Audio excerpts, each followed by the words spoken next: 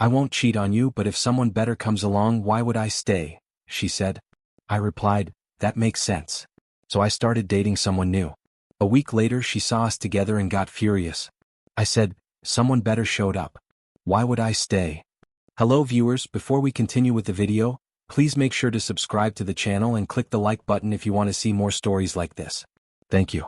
Throwaway account because mutual friends might recognize this, and honestly I don't want the drama to spill over, but I need to vent. It's been quite an adventure, and if this helps anyone identify red flags early, great. Let me start from the beginning. Emily and I met in college about 8 years ago. I was studying engineering, she was in marketing, and we clicked during late-night study sessions at the library. She was ambitious, funny, and had this way of making you feel like you were the center of her world, at least at first. I fell head over heels. After graduation, we moved in together in a small apartment in the city, surviving on entry-level jobs. I landed a stable job at a tech company, nothing flashy but reliable with good benefits. Emily jumped around a bit, trying to climb the ladder in her field, and I was there for her every step of the way. When she got laid off after 2 years, I paid rent alone for months while she job hunted and rebuilt her resume. I even turned down a promotion that would have required relocating because she wasn't ready to move. We're a team, I'd say, and I meant it. I cooked dinners, planned weekend getaways to cheer her up, and listened to her vent about how the job market was full of sharks who only cared about themselves. Looking back, there were signs, but I ignored them. She'd scroll through social media constantly, liking posts about leveling up in life and relationships, things like memes saying, "If you're not growing together, you're growing apart," or quotes about not settling for average. At first, it seemed motivational, but then it got personal. She'd show me photos of her friends' boyfriends, guys with flashy cars or exotic vacations, and say things like, "See, that's what happens when you take risks." I'd laugh it off, but it hurt. Wasn't I taking enough risks? I was the one keeping us afloat while she figured things out. Then the subtle digs started. One evening after a long day, we were cuddled on the couch watching some show, and she paused out of nowhere. "Hey, can we talk about something?" she said. Her tone was casual, like she was bringing up dinner plans. I nodded, thinking it was about bills or something mundane. But no. She continued, "I've been thinking about us long term. You're great, really stable and kind, but I see all these people online living these intense lives and I wonder if I'm missing out." I felt a knot in my stomach but kept my cool. "What do you mean?" I asked. She shrugged like it was no big deal. "I mean, I love you, but if someone came along who could, I don't know, push me further, be more exciting, more successful, why wouldn't I explore that? To be clear, it's not cheating. We're talking about it up front." I stared at her. "So you're saying our relationship is conditional?" "Not conditional," she replied, rolling her eyes slightly. "Realistic. Life's short. People upgrade jobs, houses, why not partners? I'm not going to cheat on you, but if someone better shows up, why would I stay? You'd do the same if a supermodel knocked on your door, right?" I didn't say much then, just processed it. But inside it hit me like a truck.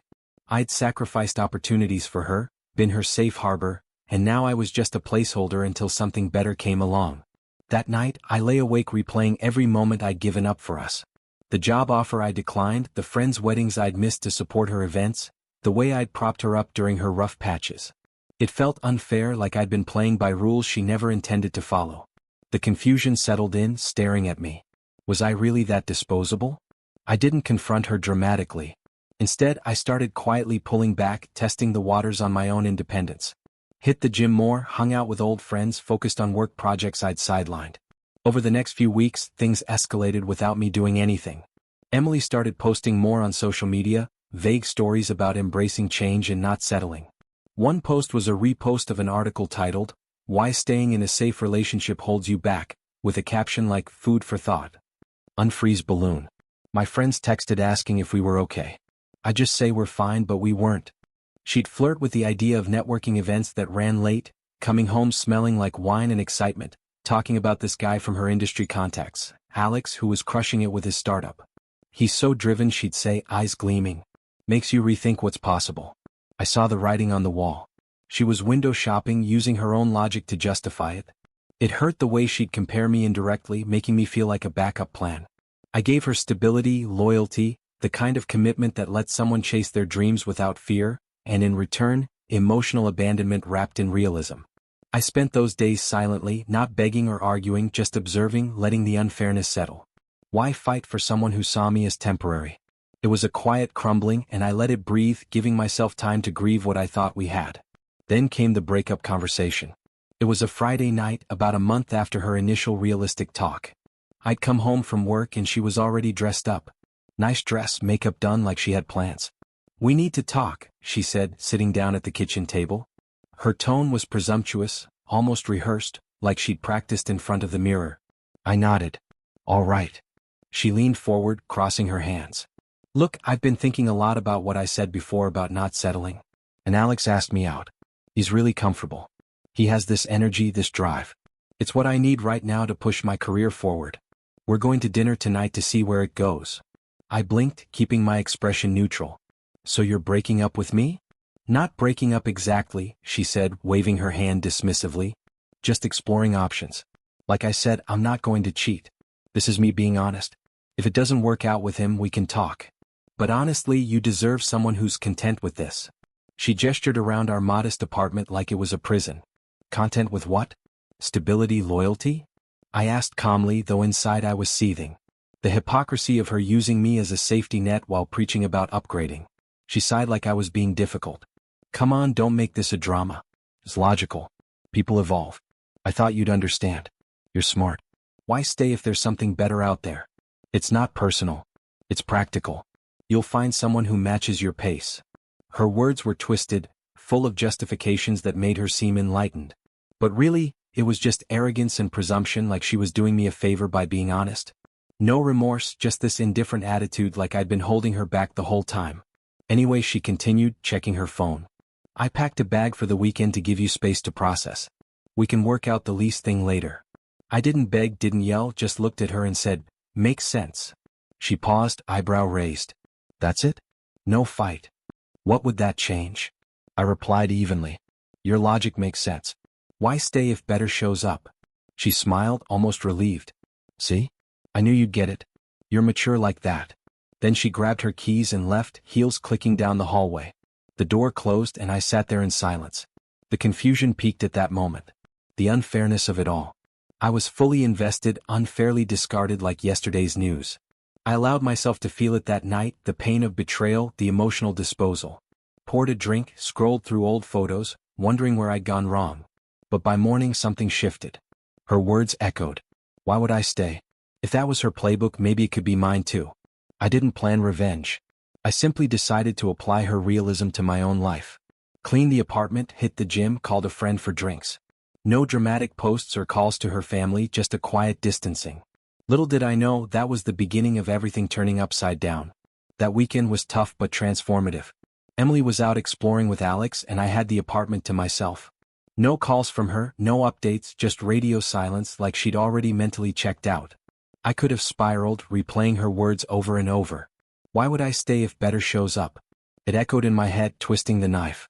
I'd been loyal to a fault, the guy who shows up no matter what. Remember that time her car broke down on a road trip? I drove 3 hours in the rain to pick her up, no questions asked. Or when she had that panic attack before a big presentation, I stayed up late all night rehearsing with her, even though I had an early meeting. Those memories hit deep, reinforcing the injustice. She'd taken everything for granted, turning our commitment into some kind of probationary period. But I didn't indulge in sadness. Instead, I let the silence breathe. Saturday morning, I woke up early, made coffee, and stared out the window as the city woke up. The confusion still lingered. Why hadn't I seen this coming? Had I been blind to her entitlement? I wrote a bit in my journal, something I hadn't done since college, jotting down the red flags I'd ignored, the constant comparisons, the social media shadow, the way she'd light up talking about ambitious guys like Alex, while dismissing my steady progress as safe. It felt like emotional abandonment, plain and simple. She'd manipulated the narrative to make her betrayal sound progressive, like she was evolving while I remained stagnant. The disrespect consumed me, but I refused to let it define me. In the afternoon, I started detaching in practical ways. Changed the locks not out of spite but because why not? Our lease was month to month anyway. Packed her things in boxes, carefully labeled them, and stacked them by the door. No spectacular bonfire or anything, just efficient. Then I hit the gym harder than usual, channeling the hurt into something productive. Sweating it out, clearing my mind. That night, I called my friend Mike, whom I'd neglected during the relationship because Emily always wanted us time together. We grabbed beers at a local spot and I told him the basics. No trash talking her, just the facts. She said, "What?" Mike laughed in disbelief. "Dude, that's cruel. But you're free now. Let's make plans." The next few days blurred into a routine of self-focus. Work intensified. I volunteered for a project I'd declined before, the one with potential for a raise. Evenings were for hobbies, reading books I'd shelved, tinkering with that app idea I'd had for ages. I felt the internal shift from vulnerable and questioning my worth to reaching a serene clarity. Her logic wasn't wrong, it was just hypocritical. If relationships were upgradeable, why was I stuck grieving? By midweek I was browsing dating apps casually, not desperately but open. And that's when I matched with Sarah. Sarah was a graphic designer, 29 years old, with a profile that screamed genuine, photos of her hiking, her volunteer work at animal shelters. No glamorous filtered shots. We chatted about shared interests, podcasts, indie films, and everything flowed naturally. No games, no comparisons. She suggested coffee that Friday, a week after Emily left. Why not, I thought. Emily's rule: if something better shows up. Sarah seemed like a breath of fresh air, someone who valued stability without finding it boring. Our first date was low-key at a downtown cafe. We talked for hours about dreams, failures, what we wanted in life. She laughed at my stories, shared her own vulnerabilities without weaponizing them. No arrogant undertones, just genuine connection. Walking her to her car, I felt something I hadn't in years. Excitement without the undercurrent of doubt. We kissed goodnight and I drove home feeling lighter. Was it fast? Sure. But after Emily's emotional disposal, why prolong the healing? I'd sat with the pain, processed the confusion, and now I was choosing to move forward. No rebounds out of spite, just applying the same realism she'd preached. Emily texted that Sunday, probably assuming I'd be missing her. "Hey, how's the space going? Miss our routine yet?" I didn't reply right away. Let her sit with it like she had me. When I did respond, it was brief. "All great here." No details, no invitation. She followed up, "We need to talk about the apartment soon." I ignored it. The detachment was complete. I'd erased her from my daily thoughts, building something new. Sarah and I went on a second date midweek, a picnic in the park, and it solidified things. She appreciated the small things, like how I listened without interrupting. "You're thoughtful," she said. "Rare these days." It was validation without ego stroking, genuine. Meanwhile, I heard whispers from mutual friends. Emily and Alex made it official, posting couple photos online, dinners, weekend getaways. It should have hurt, but it didn't. I'd evolved beyond that. The injustice remained in quiet moments, but it fueled my growth, not resentment. I blocked her subtly on social media, unfollowed shared circles that might feed drama. Life was mine again and I felt I deserved it. Of course, karma doesn't wait long. About 3 weeks after the breakup, cracks started showing in Emily's perfect upgrade. I got the inside scoop through mutual friends who weren't buying her narrative anymore. Turns out Alex wasn't the ambitious entrepreneur she'd hyped up. He was unstable, job-hopping, living off charm and connections. Friends said he used her for introductions at networking events, then started flaking. One night at a party she dragged him to, he got drunk and flirted with her coworker right in front of her. She confronted him, he laughed it off. "Babe, relax. It's just networking." The whole thing escalated fast. Apparently, Alex had a temper. During an argument about his late nights out, he yelled at her in public, called her clingy, the same word she'd once used to describe me. She posted a cryptic story about toxic vibes, but deleted it quickly. Then the big reveal. A mutual friend dug around and found out Alex was still technically married, separated but not divorced, using dating apps as a side hustle. He'd manipulated Emily like nobody's business, convincing her to cover dates, even lending him money for his startup expenses. When she pressed for commitment, he ghosted, blocked her everywhere, left her hanging with unpaid shared tabs. Emily unraveled publicly. Her social media went dark for days, then flooded with self-help quotes about learning from mistakes. But the damage was done. Friends who'd applauded her shiny upgrade started distancing themselves. Turns out some knew about Alex's reputation and had warned her privately, but she'd ignored them. At work, the distraction cost her. She botched a big client presentation, got reprimanded, and rumors spread about her personal dramas affecting performance. The isolation set in. Her once vibrant social circle shrank as people aligned with the truth. They'd seen how she treated me, the loyal guy, as disposable.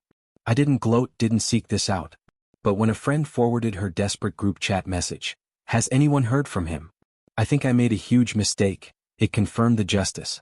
She'd discarded me cruelly, and now she was tasting her own medicine, abandoned, humiliated, irrelevant in the grand life she'd aimed for. It felt ironic, deserved, like the universe balancing the scales after I'd endured the silence and injustice. The unraveling didn't stop at professional slip-ups. Emily's family got involved, predictably. They'd always been enablers, the type who justified her flaws as ambition. Her sister Lisa called me first, about a month after the breakup. I was at work, wrapping up a meeting where I'd just crushed the presentation for that project I'd taken on. My phone buzzed and I saw her name. Hadn't spoken to Lisa in ages, but I answered out of curiosity. "Hi, it's Lisa," she said, her voice dripping with fake concern. "Emily's been a mess. You know how she gets, impulsive, but she misses you. The family's worried. Mom thinks you two were perfect together. Why not give her another shot? She's learned her lesson with that jerk Alex." I kept it neutral. "Thanks for calling, Lisa, but that's between Emily and me." She huffed, getting nasty quickly. "Come on, don't be stubborn. You're acting like a child. We're moving on too fast. Emily said you blocked her. That's low. Family sticks together. You owe her a conversation at least." "It's over." After she treated me like a stepping stone, I ended the call politely. "Not interested. Take care." Blocked Lisa too. It revealed their toxicity, pressuring me while ignoring how Emily had manipulated and discarded me. No accountability, just entitlement. Emily's attempts started small but escalated. The first text came that night. "Hey, can we talk? Alex was a mistake. I realize that now. I miss our conversations." I didn't respond. A day later, another one. "Please. I was wrong about the whole upgrade thing. You're the stable person I need." Still ignored. By the weekend, calls started. 3 in a row one night. I let them go to voicemail. "Pick up," her voicemail said, voice shaky. "I know you're seeing someone my friends told me, but that's rebound stuff. We had real history. Let's meet for coffee." The desperation grew. She showed up at the apartment unannounced on a Tuesday night, banging on the door. I'd already moved her boxes to storage and notified the landlord I was out end of month, preparing for a fresh start. I opened the door halfway, keeping distance. "Finally," she said, eyes red like she'd been crying, but there was an edge, not pure remorse. "Why are you ignoring me?" "I came to apologize. Alex used me, took my money and ghosted. Work's been a disaster. I need you back. We worked well together." I stood there calm. "Emily, we're done. You made that clear." She stepped closer, voice rising. "Just like that? After everything, you're already dating someone? That's hypocritical. I was honest with you. Why can't you give me a chance to fix this?" Her hypocrisy was glaring. The same twisted logic now reversed when it didn't suit her. "Honest?" I repeated softly. "Like when you said relationships are upgradeable." She hesitated, then got angry. True colors coming out. "Don't waste my answer." I was confused, okay, stressed with work. "But you're jumping to someone new in a week. That's mean. My friends think you're being petty and my family agrees. Lisa said you're cold, blocking everyone." I didn't flinch. "Your attempts aren't changing anything. Goodbye, Emily." I closed the door slowly, no slamming. She yelled through the door. "You'll regret this. Nobody else is going to put up with your boring life." It was desperate, lashing out to regain power. I heard her storm off, and that was it for the night. Internally, it confirmed my growth. I felt nothing but pity for her mess, not compassion. She'd become irrelevant, her drama a distant echo. The calls kept coming, increasingly frantic. Voicemails turned aggressive. "How dare you move on like I meant nothing? I see your posts. Happy with her? Come talk to me or I'll show up at your work." I documented everything as a precaution but stayed distant. Her friends piled on via text, toxic echoes like, "Give her a break, man. She's suffering." Blocked them one by one. The energy reversal was clear. She'd been presumptuous, dismissive. Now she was unraveling, begging while I built forward. It all culminated at our mutual friend Jake's birthday party, 2 months after the breakup. I debated going, knew she might be there, but Sarah encouraged it. "Show them you're great," she said. We arrived together, hand in hand. The venue was a rooftop bar downtown, string lights and music creating an atmosphere. I was in a sharp button-down shirt, feeling confident from the promotion I'd just landed. Sarah looked stunning, laughing with my friends like she'd always been part of the circle. Emily spotted us from across the room. She approached, drink in hand, makeup flawless but desperate eyes. Some friends watched, sensing the tension. "We need to talk," she said, ignoring Sarah at first. "Privately." I shook my head calmly. "Not necessary." She looked at Sarah, then back at me, voice low but urgent. Who's she? Your rebound? Come on, this is ridiculous. I messed up with Alex. He was abusive, fake, drained my savings. I'm isolated now. Friends gave up because of the drama. I even lost a client at work. But you're thriving. That's not fair. Let's restart. We can work this out. Her words revealed the shift. Power reversed. Her hypocrisy laid bare. She was begging, publicly exposing her desperation. Sarah squeezed my hand, but I held firm. Emily, I said steadily, tone final. No anger, just a period. Remember what you said? I'm not going to cheat, but if someone better shows up, why would I stay? She blinked, caught off guard. That was me not meaning I'd return the gesture. Calm and definitive. Someone better showed up. Why would I stay? The irony hung in the air. She saw Sarah as genuine, supportive, the upgrade in every way. She saw my new life, promotion, new apartment on the horizon, happiness without her drama. Emily's face twisted, she struck one last time. You're cruel. Enjoy your upgrade while it lasts. She'll see the real you. I didn't engage. My growth doesn't include you anymore. You're irrelevant to my happiness now. Turned to Sarah. Let's grab a drink. We walked away, her protests fading into the crowd. Mutual friends nodded with approval. Some even apologized later for defending her initially. The visual reversal was drastic, me thriving with her desperate and alone in the same space where she'd once flaunted her upgrade. It was the closure.